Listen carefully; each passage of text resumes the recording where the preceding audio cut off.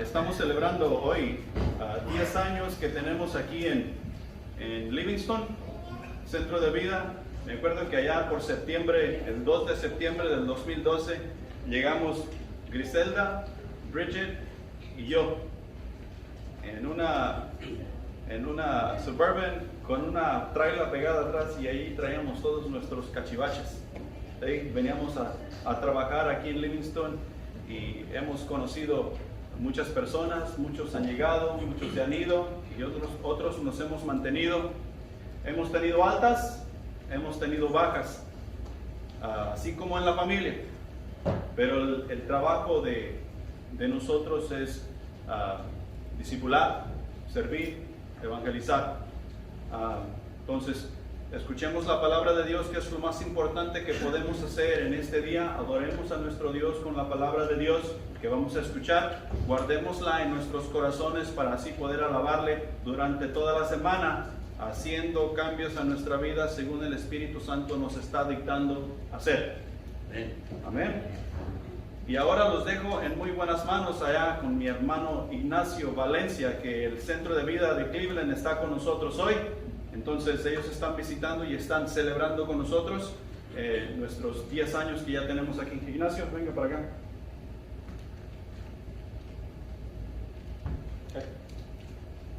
Yes, sir. Los dejo en buenas manos aquí con Ignacio. Préstenle atención. Bienvenidos al Centro de Vida, donde todo gira alrededor de Jesús. Y si tienen su Biblia, vamos a abrazarla frente a nuestro corazón. Repetimos juntos: prometo lealtad a la Biblia, la santa palabra de Dios. Daré lámpara a mis pies y lumbrera mi camino, y guardaré sus palabras en mi corazón para no pecar contra Dios. Si tienes su Biblia, vayan de una vez a 2 de Timoteo 2:5. 2 de Timoteo 2:5. A ver si salen ahora sí los versículos, porque la otra vez decía 2 de Corintios 2:5, ¿verdad? Y los tenía todos perdidos. Gracias por la invitación, ¿verdad? Centro de Vida Livingston. 10 años, feliz aniversario. Se dice fácil, ¿verdad? Pero sabemos los obstáculos que han enfrentado, ¿verdad? El caminar arduo, pesado de estar en este camino del Señor. ¿Sabían ustedes que cuando ustedes tenían 3 años, iniciaron en el 2012, en el 2015, ¿verdad? Bueno, en el 2014, quedaron embarazados y dieron a luz en el 2015 al Centro de Vida Cleveland?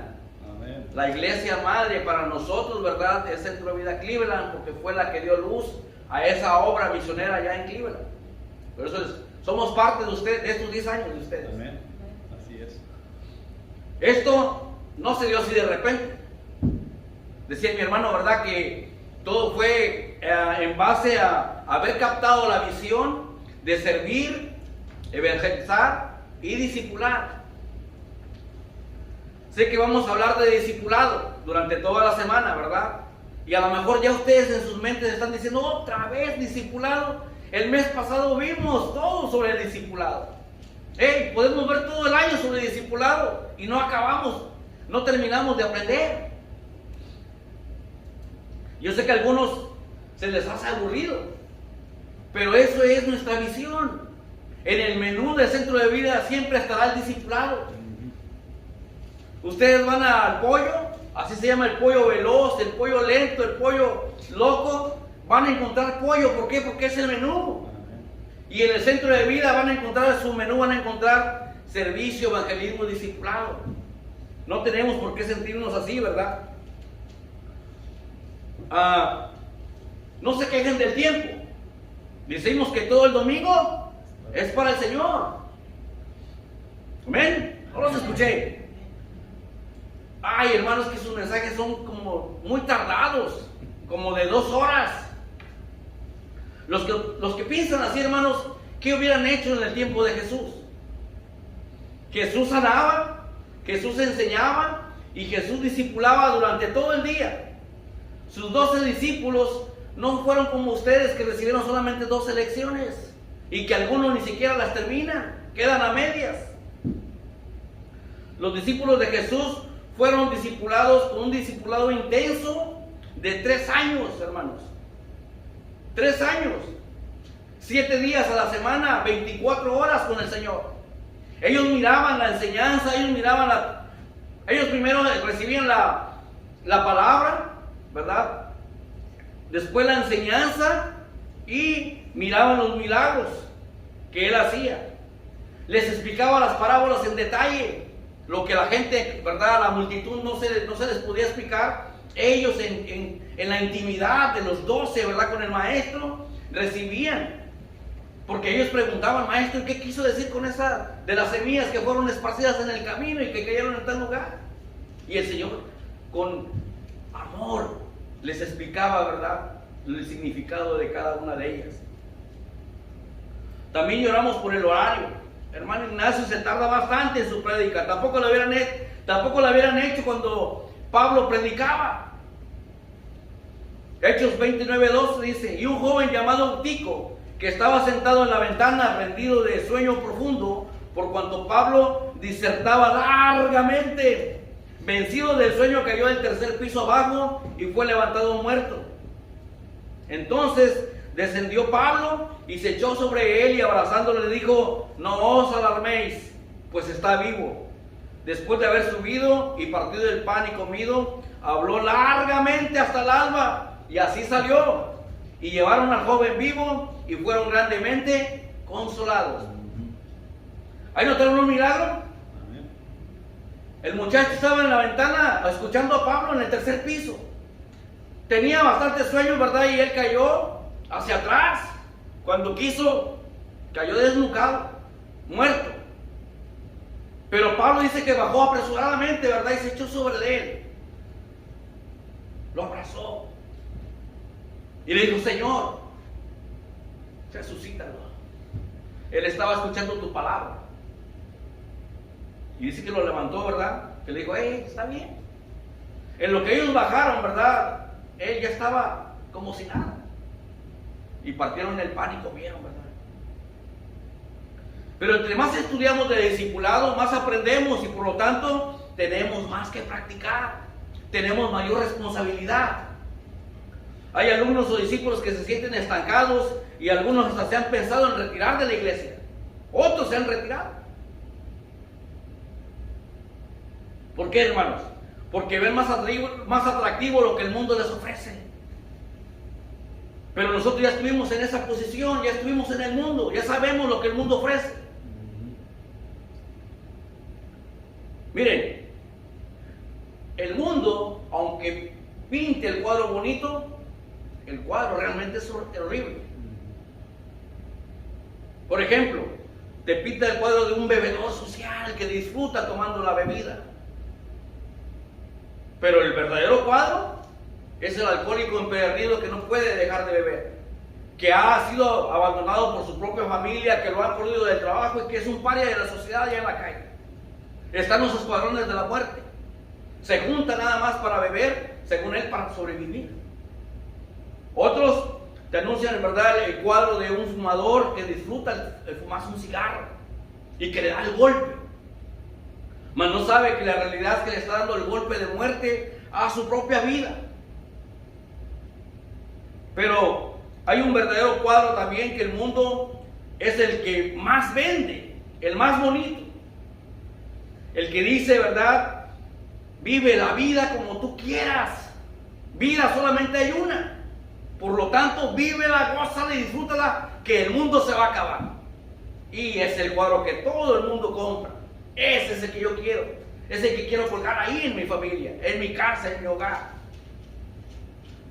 Pero la realidad de este cuadro es el que sabemos nosotros los cristianos, los verdaderos discípulos. ¿Saben cuál es? Solo hay una vida, sí. Solo hay una oportunidad de ser salvos por Cristo Jesús. Sí, también. Soy una oportunidad. Dice Jesús en Lucas 9:24: porque todo el que quiera salvar su vida, la perderá. Y todo el quien pierda su vida por causa de mí, éste la salvará. En otras palabras, Jesús está diciendo: si tú quieres vivir como el mundo te la está ofreciendo, vívela, pero tendrás tu consecuencia. Si no quieres escuchar mi voz, cuando sea el final de los tiempos, cuando yo ya venga, tú ya no tendrás perdón, tú no tendrás misericordia porque me has rechazado, no una, sino varias veces. Preferiste el cuadro que te presentaba el mundo al cuadro de la realidad que es la salvación en mí, en Cristo Jesús. Si quieres vivir tu vida como quieras, la vas a perder y vas a ir directamente al infierno. Pero si la pierdes por buscarlo a Él, dice que entonces lo encontrarás a Él y encontrarás vida eterna. ¿Cuántos dicen amén? Amén. Por eso tenemos una vida, ¿verdad?, que es solamente momentánea, es rápida y fugaz. 100 años, 120 los que más bendijeron a sus padres, pero ahorita el promedio está de llegar a 80 años. Entonces la vida se va rápido. En ese tiempo corto que tiene el ser humano, necesita darse cuenta, y tú y yo somos los que tenemos esa responsabilidad de avisarles, de decirles, de anunciarles y de llevarles las buenas nuevas. Que ellos necesitan a un Salvador, que tienen que reconocer que son pecadores, que tienen que arrepentirse y pedirle perdón y ahora sí aceptar a Jesús como su único y suficiente Salvador. Pero tú y yo tenemos también la responsabilidad de anunciarles, porque ¿cómo oirán si no hay quien les vaya y les predique? ¿Y quién irá si no lo han mandado? Segunda de Timoteo 2:5. Cuando lo tengan me dicen amén. Amén.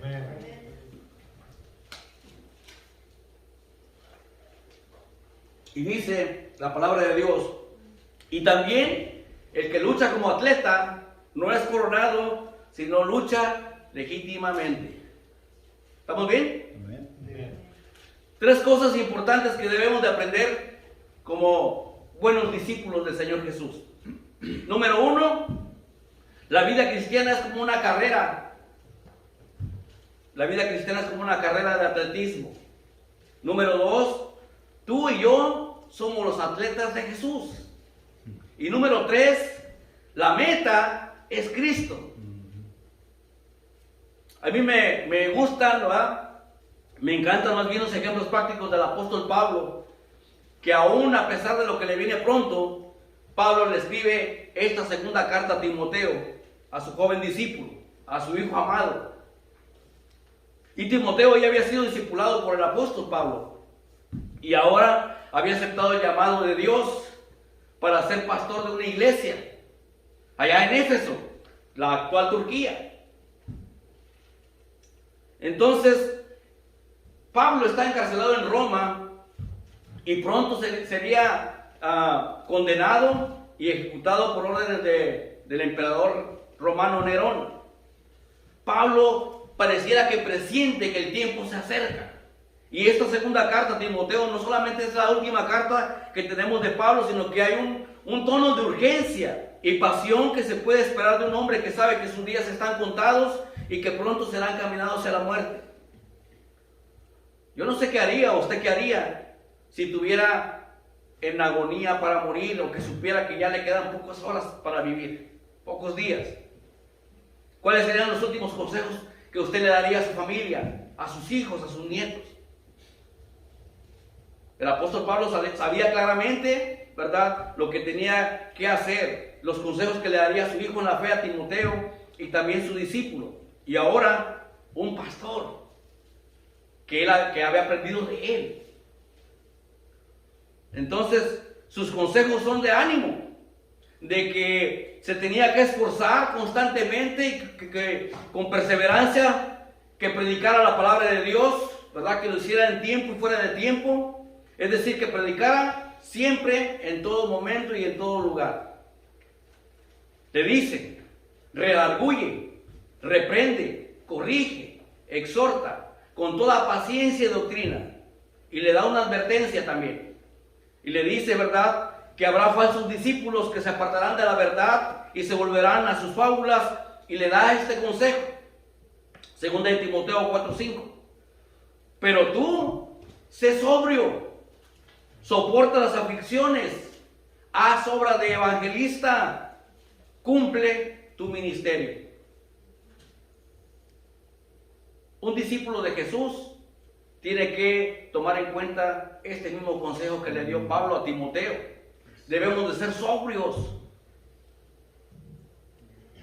Y sobrio es lo contrario a ebrio.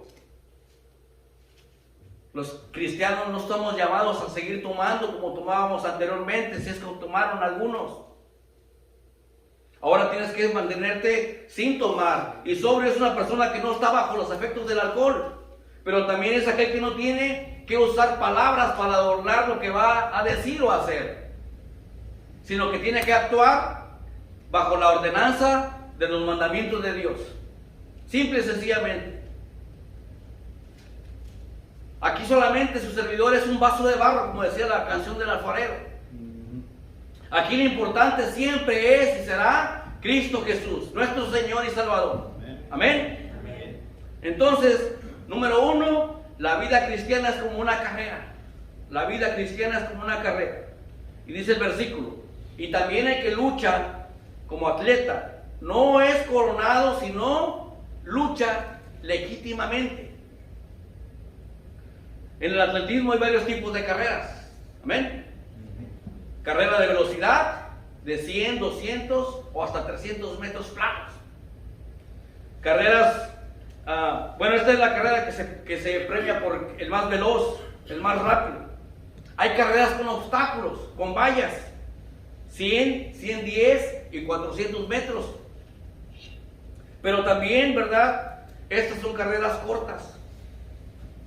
Pero hay una carrera de fondo. A lo mejor ustedes han escuchado esa carrera de fondo, ¿verdad? Esta carrera tiene mayor distancia, de perseverancia, y son los llamados maratones. De estos, ¿verdad? Hay hasta los 40, 50, 70 kilómetros que tienen que correr en bastante tiempo. Ahí sí son horas. Y solo los que están muy bien preparados físicamente y mentalmente, ¿verdad? Son los que terminarán esas carreras y son premiados y son coronados. Aquellos que llegaron en primer lugar, aquellos que no tomaron sustancias prohibidas, ¿verdad? Que no se drogaron para hacerlo legalmente, como dice el versículo. Pero antes de poner el ejemplo de atleta a Pablo, le hace ver a Timoteo que también primero es un soldado del ejército del Señor Jesucristo.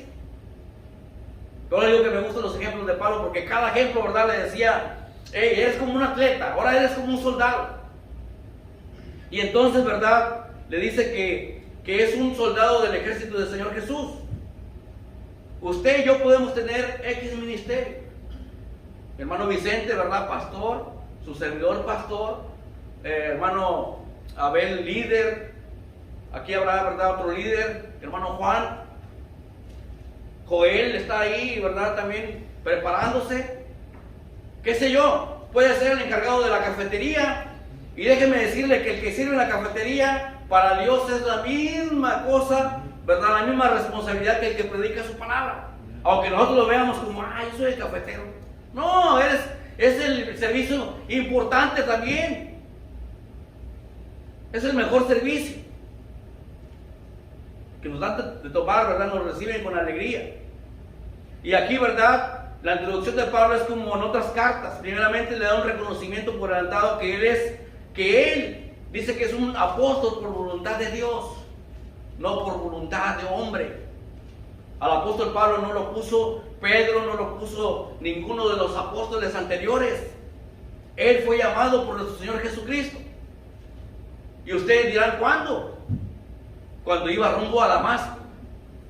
Se le apareció una luz tan fuerte, tan intensa, que imagínense, era el mediodía. Para ser tan intensa la gloria de Dios que opacó a la luz del sol. Ahí fue su primer encuentro con Jesús. Y ahí le dice el apóstol Pablo, ¿verdad? Señor, ¿quién eres tú? Yo soy Señor Jesucristo, a quien tú persigues. Y después, ¿verdad? Cuando perdió la vista por 3 días estuvo allá hasta que el Señor mandó a alguien, ¿verdad? A que le pusiera la mano sobre su cabeza, ¿verdad? Dijo, allá está Pablo, allá está Saulo. ve y pon sus manos sobre él para que yo le pueda dar sanidad. Pero Señor, ¿sabes cómo es él? ¿Cómo es perseguidor? No importa, yo lo voy a usar. Y ahora él va a sentir lo que es ser perseguido por mi nombre. Y aquel siervo, ¿verdad? Fue y el Señor me mandó a que te pusiera las manos para que recobras tu vista. También, ¿verdad? Pablo tenía que desempeñar un papel en el plan de Dios para alcanzar al mundo para Cristo. Y su rol era el de apóstol, un embajador, ¿verdad?, del único Dios vivo.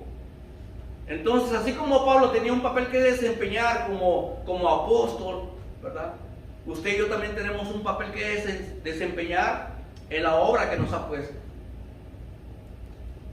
A lo mejor podemos decir que tú eres un pastor por voluntad de Dios, como Pablo dice, o que eres, ¿verdad?, un músico por voluntad de Dios, o soy el cafetero por voluntad de Dios. Pero independientemente de eso, todos tenemos una función que desempeñar. ¿Y saben cuál es? Discipular. Para eso, ¿verdad?, vamos a abrir la puerta del discípulo o de la persona candidata que vamos a discipular. Y eso lo permite abrirla solamente con el servicio. Abre la puerta del servicio, ¿verdad? Te permite entrar, le explicas, ¿verdad? Y le hablas del Señor Jesús y lo estás evangelizando. Y si Dios está contigo, como dice, ¿verdad?, nuestro verso lema, el Espíritu del Señor está sobre mí. En ese momento, Dios toca el corazón de la persona que estás compartiendo, ¿verdad? Lo vas a ganar para Cristo. ¿Y qué paso sigue? Discipular. Le vas a enseñar lo que a ti te enseñaron en el discipulado. Le vas a enseñar a que tiene que caminar, ¿verdad?, que tiene que crecer, espiritualmente hablando. Lo primero que tiene que saber Timoteo, le dice Pablo, es que tienes que saber que eres un soldado. Y los soldados no se la pasan gozando allá en la guerra. Sufren. Segunda Timoteo 2:3 le dice, tú pues sufre penalidades como buen soldado de Jesucristo. Y ese tú pues es para cada uno de nosotros. Yo pues tengo que sufrir como un buen soldado de Jesucristo. No vas a gozar, no vas a tener cosas así que vas a andar todo el día gritando y alegre. Habrá momentos sí de alegría, claro, de gozo, de paz. Pero también vendrán momentos, ¿verdad?, de dolor, de sufrimiento, de angustia, de necesidad, de clamar a Dios y decirle, Señor, aquí donde estoy, permíteme regresar con mis seres queridos. Timoteo era un poco tímido, pero él tenía en verdad una gran responsabilidad como pastor en la obra de Dios allá en Éfeso. Sabía que Timoteo ya tenía un tierno corazón de pastor para las ovejas. Ahora Pablo quiere desarrollar, ¿verdad?, en él una valentía necesaria para dirigir y proteger el rebaño que se le había asignado. Por eso les digo, ¿verdad?, que desde en Corinto, una de las ciudades más importantes donde se llevan a cabo las Olimpiadas que vemos actualmente, ahí se originaron. Por eso Pablo pone los ejemplos, ¿verdad?, que sabe que es una ciudad que llevaban muchas Olimpiadas ahí, muchos deportes. Y aquí Pablo le hace la comparación de que la vida cristiana es como una carrera. ¿Y dónde dice, hermanos? 1 Corintios 9:24. Dice, ¿no sabéis que los que corren en el estadio, todos a la verdad corren, pero uno solo se lleva el premio? Corred de tal manera que lo tengáis.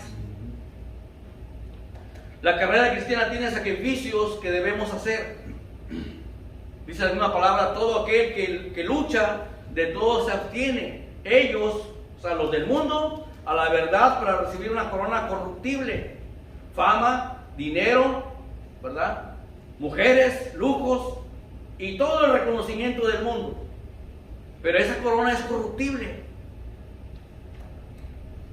Una corona, ¿verdad?, que se desvanece y es temporal. Pero nosotros, los discípulos del Señor Jesús, vamos por una corona incorruptible, una corona eterna, una que no se va a deshacer, una que no va a perder valor. Además, ¿verdad?, Jesucristo mismo es el que nos va a premiar a cada uno cuando lleguemos a la meta, la cual es Él. Y esa corona que nos va a dar es para que nosotros, ¿verdad?, con humildad y con amor, vengamos, ¿verdad?, con reverencia y respeto y las coloquemos a sus pies. Y decir, Señor, todo lo que he hecho por ti en esta carrera cristiana que llevé en el mundo es para ti, Señor. Las almas que logramos rescatar de las gradas del infierno, ¿verdad?, son para ti, mi Señor. Yo no soy nada, yo solamente fui alguien, ¿verdad?, que tú usaste como un vaso de barro. ¿No les ha puesto a ustedes el Satanás en la mente? Hoy tú vas a hacer la pieza importante. No, retírate, Satanás. Porque aquí el importante siempre es y será por la eternidad nuestro Señor Cristo Jesús. Amén. Él es el que debe ser exaltado, es el que debe ser levantado su nombre por lo que hizo por nosotros. Él te dio vida eterna, Él te dio salvación. Pero no nomás es decir, bueno, ya soy salvo y ya, hasta aquí. No, ayuda a rescatar a otros para que vengan a los pies de Jesús. La carrera cristiana, hermanos, es, como les dije, de perseverancia. No es de velocidad, no es de que ahora sí, mañana no. Es todos los días, en todo momento y en todo lugar. Cuando yo vengo a orar, le digo, Señor, quiero ser un mejor hijo tuyo, un mejor siervo tuyo, un mejor padre, un mejor abuelo, un mejor hermano. Pero Padre, úsame allá afuera con mis compañeros de trabajo, que mi testimonio sea algo que en ellos se fijen y digan, hey, yo quiero ser como él. Y que te pregunten, ¿por qué eres tú así de tranquilo, de calmado? ¿Por qué tú, a pesar de que no hay días que trabajamos, tú estás confiado en Dios? Esa es la respuesta. Porque yo confío en mi Dios, y mi Dios está vivo, y mi Dios provee para mis necesidades. Entonces, la vida cristiana es como una carrera de atletismo. Y llegamos al punto 2. Se necesitan corredores. Amén. Próximo sábado allá en Houston van a correr por la caminata de fe.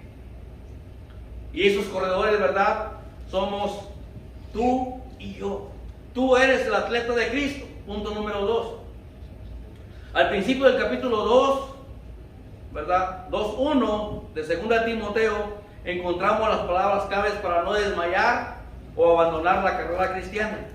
Ya vimos que no es de velocidad, no es el que llega más rápido. Usted puede madrugar a las 5 de la mañana y llegar aquí y ganarle al pastor, pero eso no significa que ya va a entrar. Tiene que esperar que él venga y abra. O si quiere madrugar, ¿verdad?, pídale las llaves y venga y haga el aseo, haga el servicio. Amén. Pero no se trata de eso, no se trata de rapidez. Solo de algunos años y después se retiran también y vuelven ¿a dónde? Al mundo. Les decía que la carrera cristiana es como un maratón y es hasta que Cristo venga o hasta que Cristo nos lleve a casa. Aquí no hay jubilaciones, hermanos.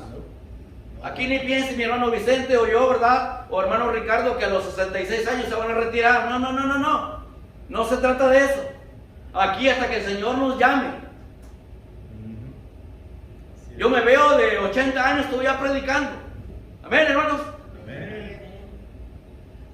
Yo no sé ustedes, pero yo me veo sirviéndole diariamente a mi Señor.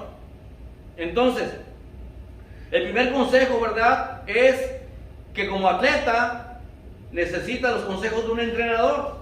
En este caso el atleta era Timoteo, pero también somos tú y yo. Y el entrenador es el apóstol Pablo. Su primer consejo está en 2 Timoteo 2:1 y le dice: tú, pues, hijo mío, esfuérzate en la gracia que es en Cristo Jesús. La palabra clave aquí hay dos: esfuérzate, y la segunda, en Cristo Jesús. Esfuérzate. Estas palabras importantes de aliento, de ánimo, de que Timoteo se tenía que impulsar para arrancar la carrera. Pablo sabía muy bien por su experiencia propia que Timoteo necesitaría fortaleza y resistencia para poder cumplir el llamado de Dios. Ahora, ¿dónde adquirimos la fortaleza para correr esa carrera cristiana? Se adquieren los entrenamientos. De ahí, ¿verdad? Obtendrá la resistencia también, su acondicionamiento físico, y la fortaleza y la resistencia en nuestro caso vendrá solo en Cristo Jesús. Nuestro gimnasio, ¿sabes cuál es? El cuaderno espiritual. Ahí nos estamos nosotros capacitando, estamos entrenando diariamente, estamos haciendo uso de las armas espirituales, y en vez de verlo como otra vez las armas espirituales, pues ¿cómo te vas a hacer capacitado? ¿Cómo te vas a hacer habilidoso? ¿Cómo te vas a hacer un experto si no las quieres utilizar? Entonces, entre más las usemos, ¿verdad?, más habilidosos nos estamos volviendo, más capacitados. Número 1, aprendemos a estudiar la palabra. Número 2, ¿verdad?, oramos en todo momento y en todo lugar. La oración, ¿verdad? Si no te acordás cuando te levantaste, pero prendes tu camioneta, vas en el camino, ¿verdad?, y ahí vas orando con el Padre. Y el Señor, llévame con bien el trabajo, cuida mi ida y mi regreso, mi venida. Y Padre, yo te encargo mi familia ahí, que ángeles acampen alrededor de nuestro hogar. Se van a quedar ahorita por momentos solos, pero sé que estás ahí con ellos. Y luego el compañerismo.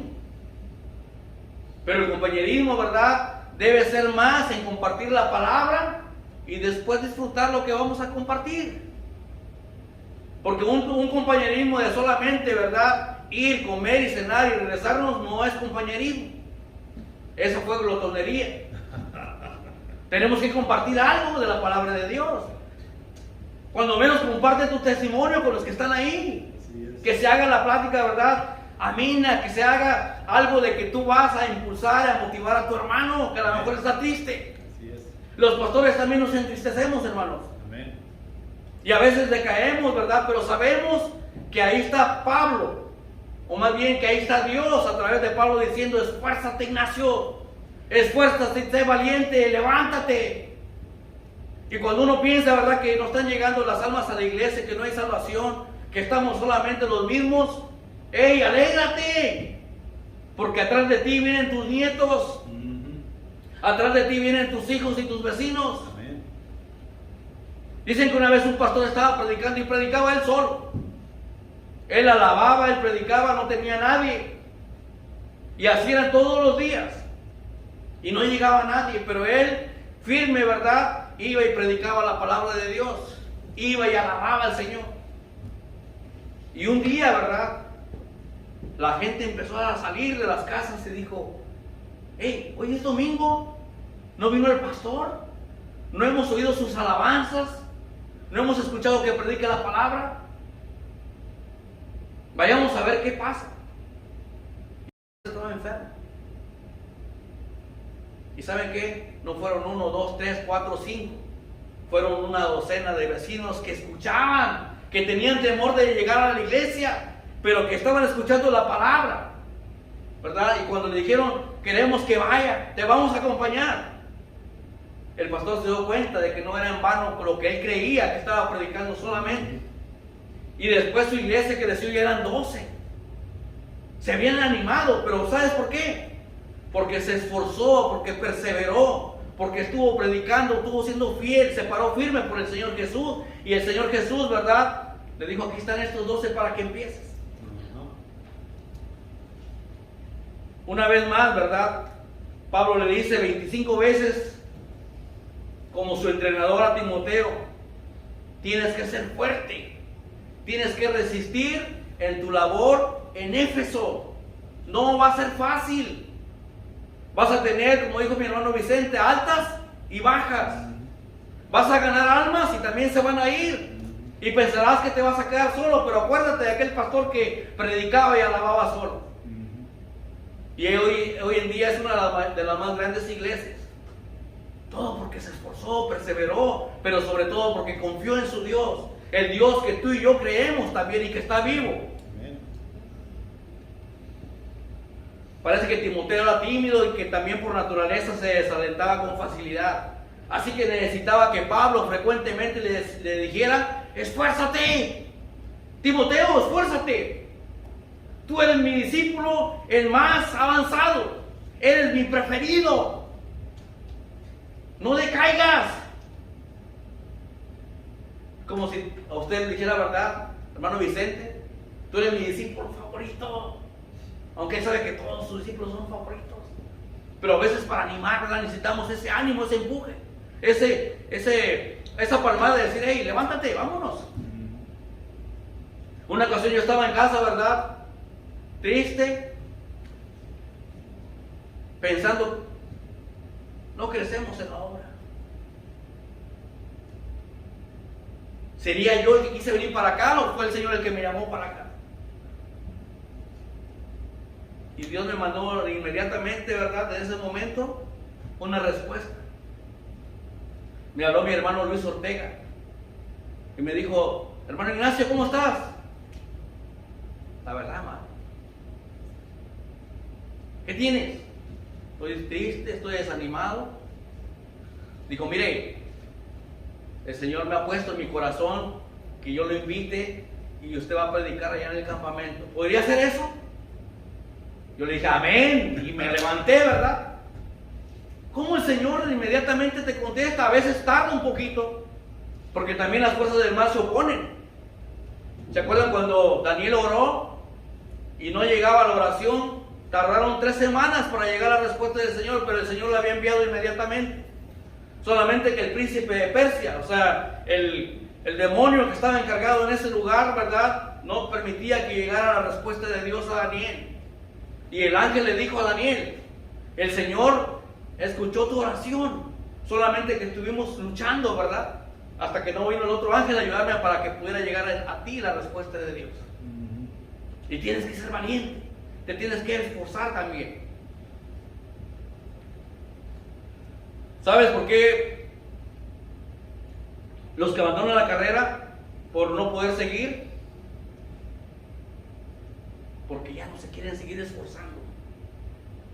Sí viene desánimo, sí viene tristeza, sí viene dolor, sí vienen golpes en la vida, sí vienen caídas como las atletas cuando caen, pero te tienes que levantar.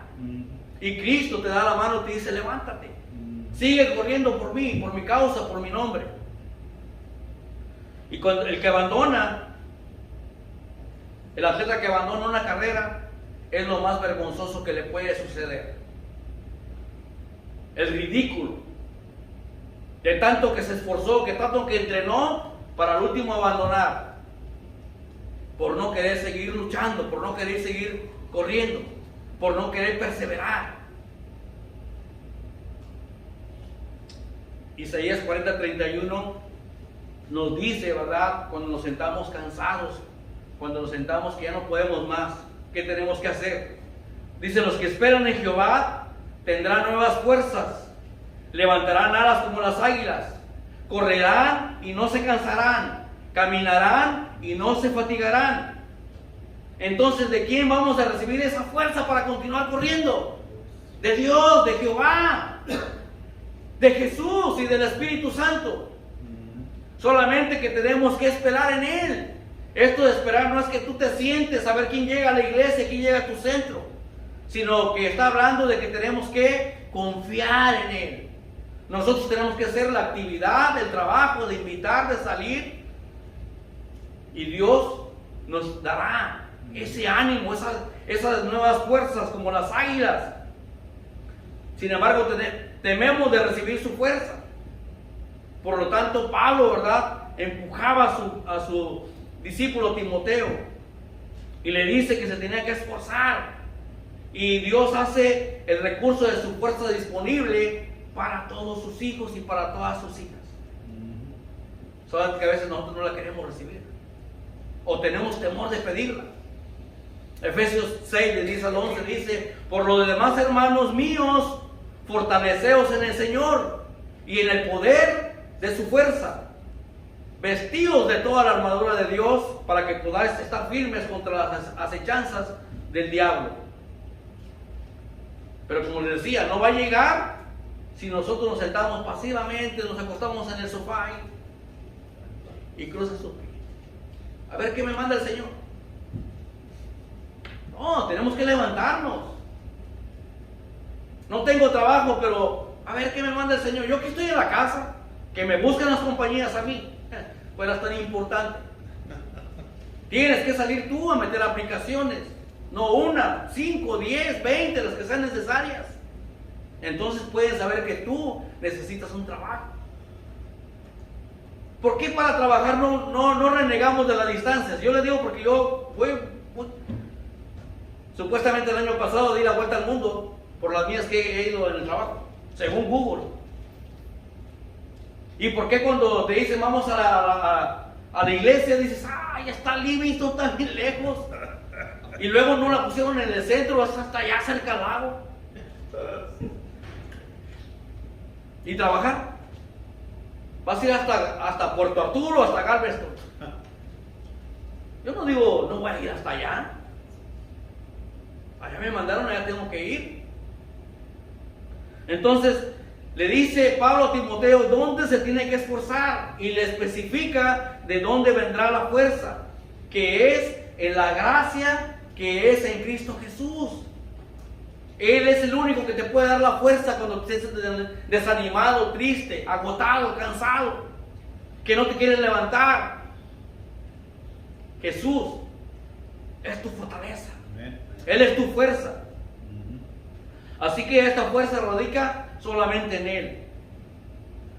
Aquí la gracia, según el significado teológico, ¿verdad? Dice que es un favor inmerecido de Dios.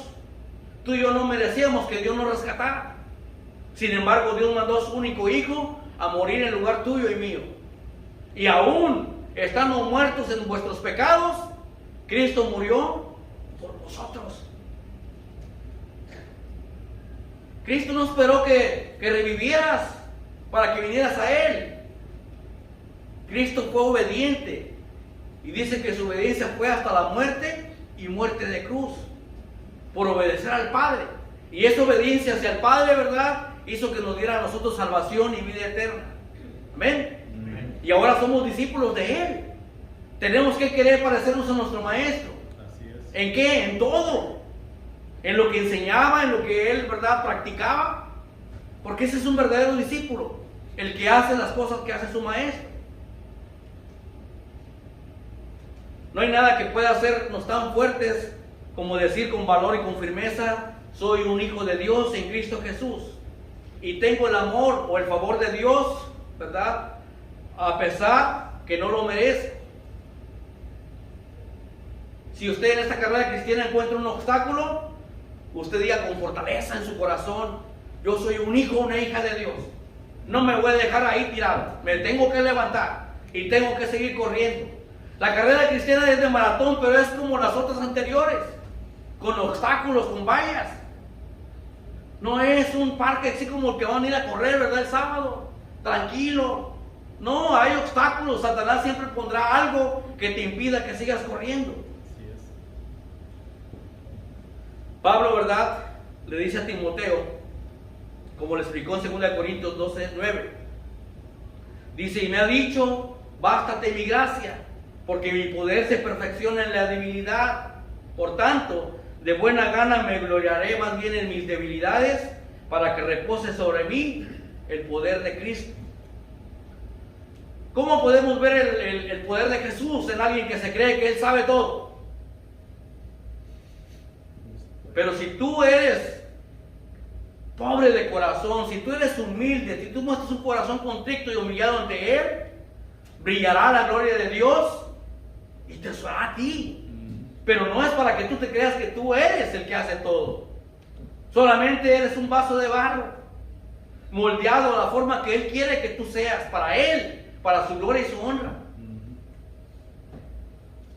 Entonces el sufrimiento que vamos a padecer como lo sufre el soldado, no es para quedar bien con la gente y buscar siempre, ¿verdad?, agradarlos. ¿A quién debemos de agradar tú y yo? A Jesús. Él es quien te llamó a formar parte de su ejército. Es el quien te llamó a ser parte de su reino. Él es el que te llamó a que tú seas coheredero con Cristo Jesús. Pero si juntamente padecemos con Él. ¿A quién le gusta ser coheredero? Pero tienes que padecer, tienes que sufrir. Tienes que levantarte. Ahora miren, al igual que el atleta, el soldado se debe de disciplinar, se debe de entrenar y se debe ser un experto en las armas espirituales, ¿verdad? Bueno, un soldado de las armas físicas, pero usted nunca va a ver a un soldado sin sus armas. Siempre, ¿verdad?, la porta. Sabe, ¿verdad?, que él está en guerra constante. Y nosotros como discípulos tampoco debemos de dejar las armas. Siempre las debemos tener aquí en nuestra mente. ¿Para qué? Para usarlas. Apréndase Juan 3:16 de perdida y traiga ese versículo en su mente. ¿Qué dice?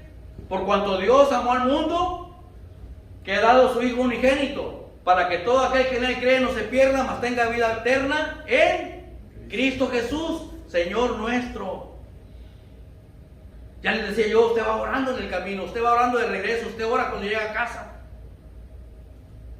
El rey David dice que tenía, ¿verdad?, 3 horarios de oración: por la mañana, por la tarde, mediodía y por la noche. Pero no quiere decir que solamente eran 3 tiempos. Él oraba en todo momento y en todo lugar. Nuestro Señor Jesucristo oraba también en todo momento y en todo lugar. Pero prefería él hacerlo a solas. Cuando no amanecía, por muy de madrugada, ¿verdad?, se apartaba de los 12 y iba a orar. Pero ellos despertaban, ¿verdad?, y lo miraban orando y le dijeron: maestro, enséñanos a orar. Y él les dijo: cuando oren, no sean hipócritas como los fariseos que oran de pie o para que la gente los mire. No usen tanta vana palabrería, si el Señor ya sabe lo que tienen necesidad ustedes. Y cuando oren, oren así: Padre nuestro que estás en los cielos, santificado sea tu nombre. Venga a nosotros tu reino, hágase tu voluntad, así en el cielo como en la tierra. Danos hoy el pan nuestro de cada día. Perdona nuestras ofensas, como también nosotros perdonamos a los que nos ofenden. No nos dejes caer en tentación y líbranos del mal. Amén. Esa es la oración modelo, que primeramente sabemos reconocer que Dios, ¿verdad?, es nuestro Rey, nuestro Creador, nuestro Padre. Y ahora sí, ¿verdad?, ahí vienen las peticiones, las necesidades que podemos hacerle a Él.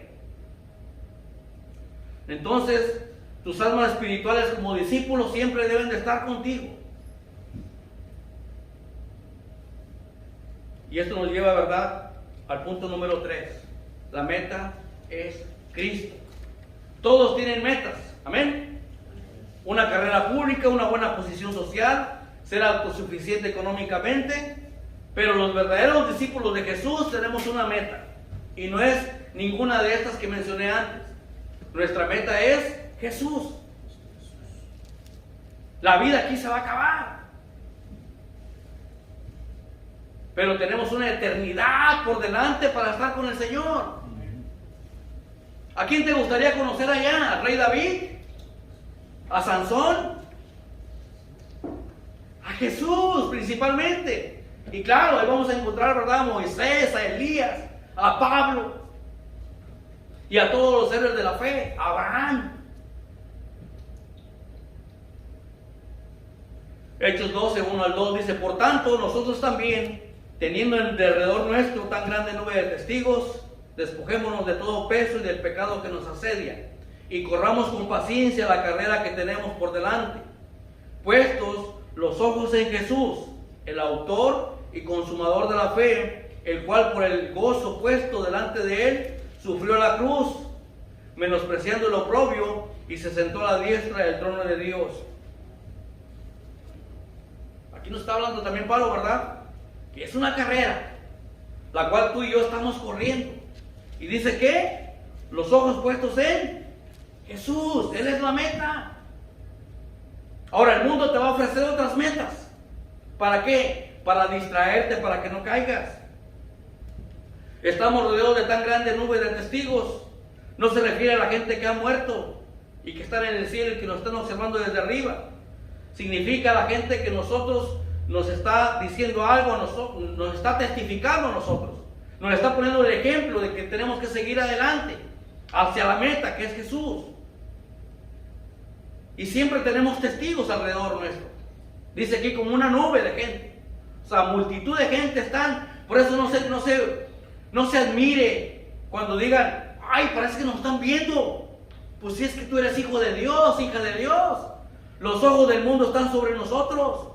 Cómo te comportas, cómo testificas, cómo hablas, cómo actúas. Nos están viendo. Por eso dice el Señor, ¿verdad? En tu trabajo haz las cosas como para el Señor y no para tu patrón. ¿Para qué? Para que tu testimonio glorifique al Padre que está en los cielos y ellos quieran tener lo que tú tienes. Entonces, ¿verdad? Si tú y yo somos verdaderos discípulos y debemos tomarnos con seriedad dicho nombramiento, tenemos que poner en práctica lo que Jesús nos enseña. No solamente es hablar por hablar.